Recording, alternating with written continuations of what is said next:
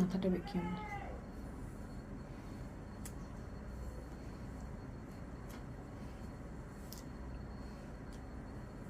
এই ধরলাম।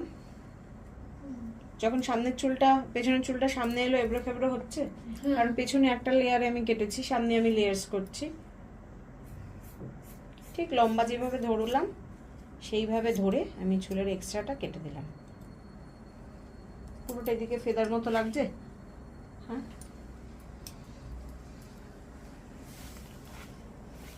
তুই মাথা স্ট্রেট রাখ। এটা পুরো চুলটাকে নিয়ে আসছি তো সামনে, কারণ পেছনে তো আমার একটা পাটিং করাই আছে। হলো, এখানেও সেম ধরলাম, এই ধরলাম। এবড়ো খেবড়ো লাগছে এখানটা, কেন লাগছে না, আমার পেছনে একরকম ডিগ্রি, এখানে একরকম ডিগ্রি। ধরবো ঠিক যে পাটিংটা আমার সবচেয়ে ছোট আছে সেই পাটিংয়ের মাপে পুরোটা কাটবো। বুঝতে পারছিস ভাবি?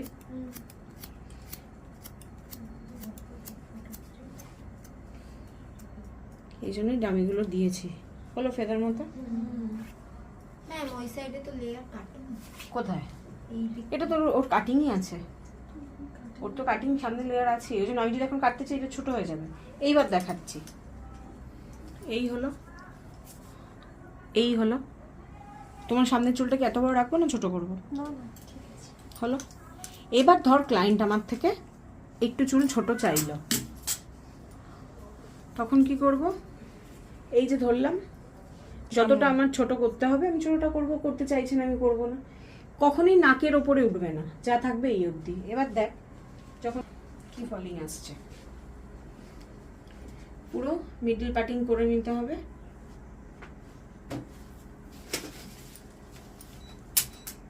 আবার ঠান্ডা লাগছে তোদের? হ্যাঁ ভগবান, একদম তো ঠান্ডা ওয়েদার আছে। পেছনে আছে শর্মিষ্ঠা, এদিকে কি হলো চুলটা? ছোট হলো না হলো, পুরো বিয়ের মতো লাগছে। পুরো চুলটা একদিকে একটা লেয়ার্স টাইপের হলো, এদিকে পুরো ভি আছে, এদিকটা পুরো পয়েন্টেড আছে, সামনেটা ওর পুরো পয়েন্টেড হয়ে গেল, ওর এখানকার চুলটাও সাইডে হয়ে গেল, সামনেও লেয়ার হয়ে গেল, পেছনটাও হলো বাটারফ্লাই মতো। হ্যাঁ না ম্যাম, মানে সামনেটা এরকম চুল আনবো তারপরে এখানটা হবে না, মানে ইটসেলফ এই লেয়ার ছাড়া শুধু ব্লো ড্রাই করতে হবে। এখানে যখন ধরছো এই ব্লো ড্রাই করলে করতে হবে। এবার দেখাচ্ছি, এটা হয়ে গেল। এইবার যাচ্ছে আরেকটা পার্ট। ধর আমার এর পরেও এই চুলটার বড়ই থাকবে, ঠিক আছে? এবার ও যেটা আমাকে বললো নচিং,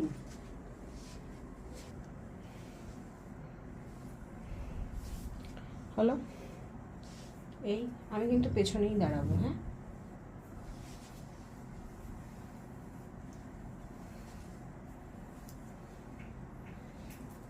এসিটা বন্ধ করেছো?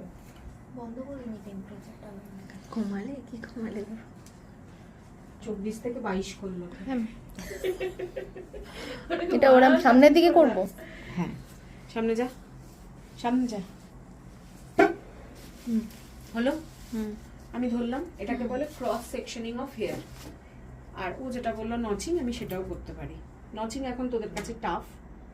আচ্ছা, কাছে এরম ধরবো, পুরো চুলটাকে আমার এক জায়গায় নিয়ে এসেছি।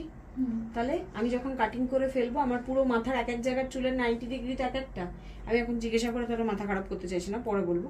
এক এক জায়গার 90 এক একটা, যখন পুরো চুলটাকে আমি একদিকে নিয়ে গিয়ে কাটছি একই ডিগ্রিতে, তখন কি হবে, এখানকার চুলটা যেখানে ফলিং হবে তার পাশেরটা, তারপরে তার পাশেরটা, তারপরে তখন কি হবে, ফেদারের মতো চলে আসবে, মানে শার্প হয়ে যাবে। এই জন্য আমরা নচিং করি। এই কাছিটা এরকম স্ট্রেট থাকে তখন।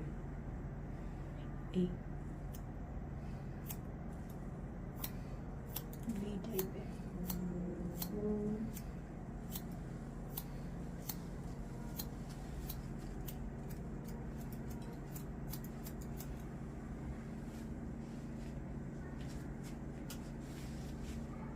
হলো, তুমি এখন মাথা বাকিও না বাবা, মাথাটা সোজা রাখো।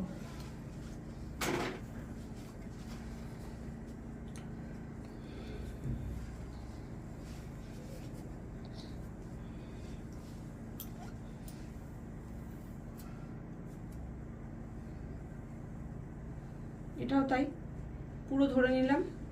যে চুলটা আমার পড়ে যাচ্ছে সেটা নিয়ে কিন্তু আমার কোনো মাথা ব্যথা নেই। কেন না, ওই চুলটা তো আমার জিরোতেই কাটা আছে, ওই জন্য পড়ছে। যত উপরে উঠছি তত ডিগ্রিগুলো কমছে। এখানেও সেম।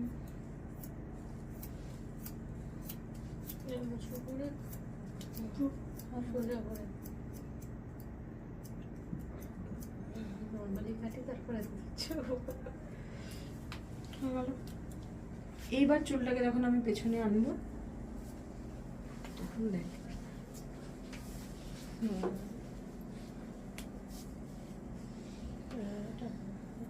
এবার যদি আমার মনে হয় যে পুরো ওয়েতে আমি ফেদার করব, তাহলে এখান থেকে আবার একটা সেকশনিং নেব, আবার সামনে নেব, আবার কেটে পেছনে দেবো। এখানে আরেকটা মানে সে সামনে যেটা নেব সেটাই শুধু সামনে নিয়ে কাটবো তো? তখন আর পুরোটা নয়। সেটা কোন ডিগ্রি অ্যাঙ্গেলে? 90 ডিগ্রি অ্যাঙ্গেলে কাটবো নাকি 180? না 90, এটা স্ট্রেট, নাকি স্ট্রেট। তাহলে ও, উপরেরটা নাকে স্ট্রেট বরাবর করব। তাহলে এইখানে যেটা পড়েনি মানে ও বড় রাখতে বলেছে সেটা ওখানটায় পড়বে, হ্যাঁ তাই তো? পড়ে যাবে। এবার তুই যখনই এটাকে ব্লো ড্রাই মারছিস তখনই পুরোটা এখান থেকে বাটারফ্লাই হতে থাকবে, পুরোটাই। ডিগ্রিগুলো মাথায় রাখতে হবে, আর কোথায় দাঁড়িয়ে চুল কাটছিস সেটা ইম্পর্টেন্ট, না হলে হবে না।